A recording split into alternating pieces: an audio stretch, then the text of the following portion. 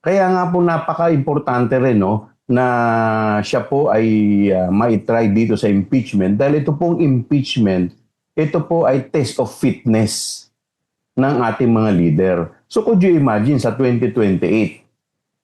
Sa 2028 siya po ay lalahok sa pagkapangulo. Hindi po ba napakahalaga na malinis niya ang kanyang pangalan? Kung ikaw ay pinagkatiwalaan ng worth 600 million na pondo sa iyong departamento at sa iyong opisina, paano pa kaya pag ikaw ay naging Pangulo ng Pilipinas kung saan trilyon na ang hahawakan mong pondo?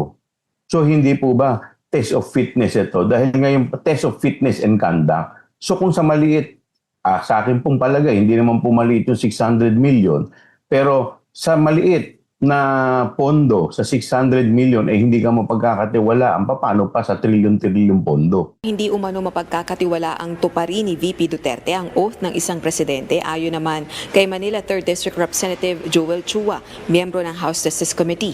Ito ay kung hindi umano kaya nitong manatiling tapat sa kanyang sinumpaang tungkulin bilang vice presidente.